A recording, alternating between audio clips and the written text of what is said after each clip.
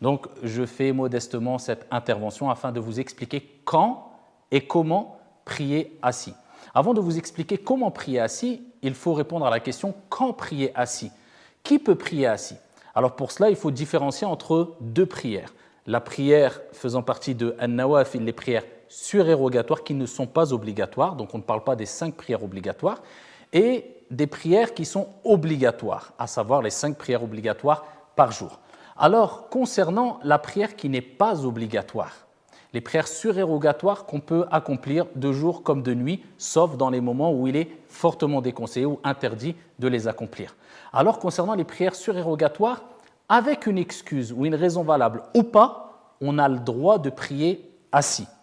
C'est-à-dire que si on n'est pas malade ou si on n'a pas de raison valable pour pouvoir prier assis, on peut quand même prier assis, il n'y a aucun problème. Le seul problème qui se pose, c'est que le prophète sallallahu alayhi wa sallam nous a dit qu'on a la moitié de la récompense d'une prière accomplie normalement, c'est-à-dire debout. Donc celui qui, par exemple, pendant la prière dite at-tarawih, les prières de la nuit qu'on fait après salat al-isha, pendant le mois du ramadan, se dit je suis fatigué, non, disons plutôt il n'a pas de raison valable. Il se dit simplement je veux prier la prière de tarawih assis. Est-ce qu'il a le droit de le faire? Aucun problème. Par contre, il a la moitié de la récompense.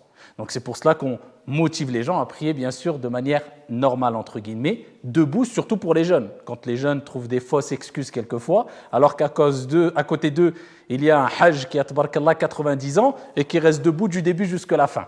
Donc ici, il faut faire l'effort de prier debout. Mais par contre, si tu es en voyage ou pas, tu es résident ou pas, tu as une excuse ou pas, pour une prière surérogatoire, tu peux prier assis, il n'y a aucun problème.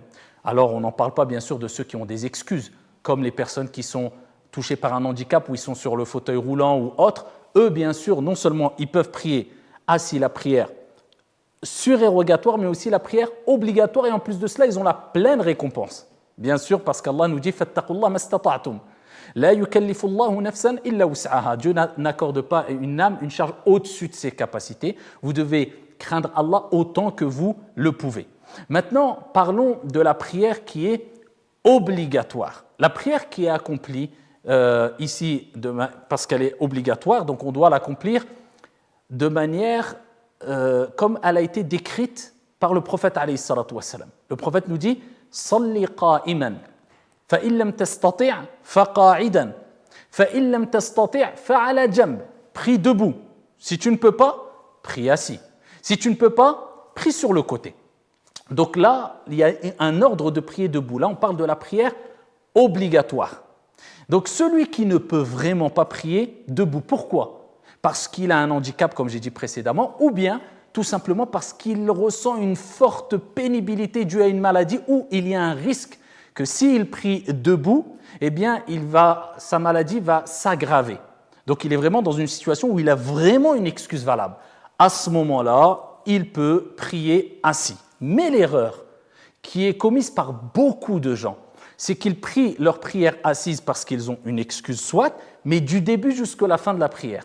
Alors qu'ils ne doivent pas prier assis du début jusqu'à la fin de la prière, puisqu'ils peuvent faire par exemple, réciter Surat al-Fatiha en étant en position debout.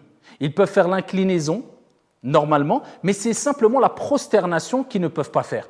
Donc eux, qu'est-ce qu'ils doivent faire? Ils doivent prier assis, que lorsqu'ils ne peuvent pas accomplir un acte complètement, une obligation ou un pilier complètement qui fait partie des piliers ou des obligations de la prière. Prenons un exemple.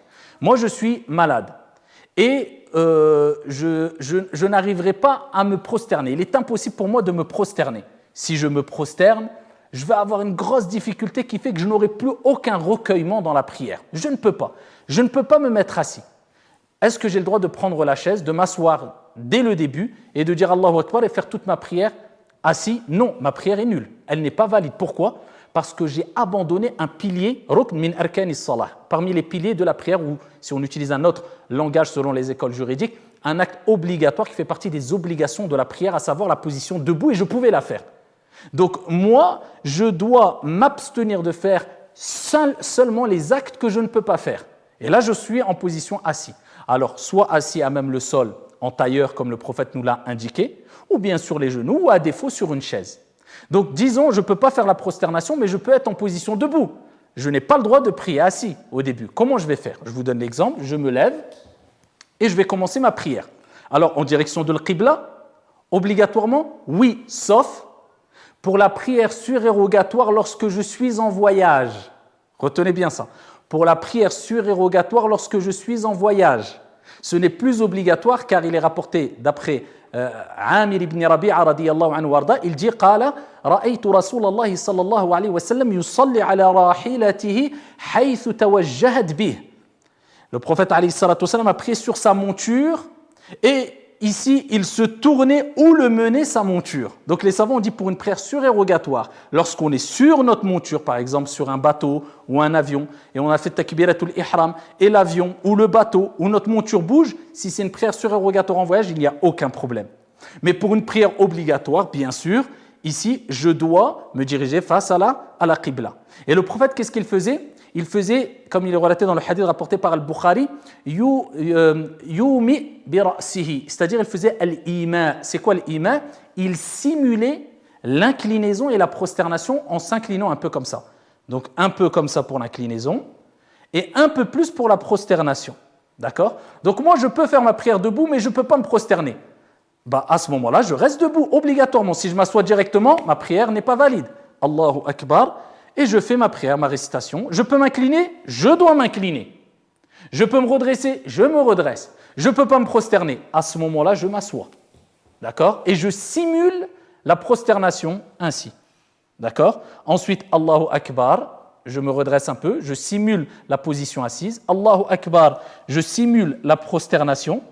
Et Allahu Akbar, je me relève. Maintenant, une personne va nous dire, écoute, moi, je ne peux même pas marcher. Je ne peux même pas me mettre debout, c'est impossible. Donc à ce moment-là, lui, il peut commencer sa prière depuis le début assis. Mais si on prend le cas d'une personne qui ne peut pas être en position debout, mais il peut se prosterner. Donc à ce moment-là, il fait sa prière assis, il simule l'inclinaison en s'inclinant un peu pour l'inclinaison et un peu plus pour la prosternation. Allahu Akbar, Subhana Rabbi al-Azim. Subhana Rabbi al-Azim, Subhana Rabbi al-Azim, Sami Allahu liman hamida Rabbana wa lakal hamd. Allahu Akbar. Ça, c'est dans le cas où il ne peut pas se prosterner. Mais s'il te dit, je ne peux pas me mettre en position debout, mais je peux me prosterner. Donc, à ce moment-là, lui, quand il fait Sami Allahu liman hamida Rabbana wa lakal hamd, là, il doit se prosterner réellement complètement. Ensuite, il s'assoit, il se reprosterne et il se remet assis. Donc, comprenez bien une chose, que quand vous n'avez pas d'excuse valable, vous n'avez pas de raison de prier assis. Si c'est pour une prière surérogatoire, il n'y a pas de problème de le faire, mais vous avez la moitié de la récompense ici d'une prière accomplie normalement avec toutes les stations respectées ou les piliers respectés. Par contre, pour une prière obligatoire, celui qui peut prier debout, il doit être debout. Celui qui peut prier, faire la prosternation, il doit faire la prosternation. Tu as le droit de ne pas faire que ce que tu ne peux vraiment pas faire. Donc, il faut distinguer entre faire sa prière complètement assis et je ne fais assis que ce que je ne peux pas faire en position debout ou bien prosterné. Et bien sûr, je répète encore une fois, celui qui a une excuse valable et il prie assis, il aura la pleine récompense, incha'Allah.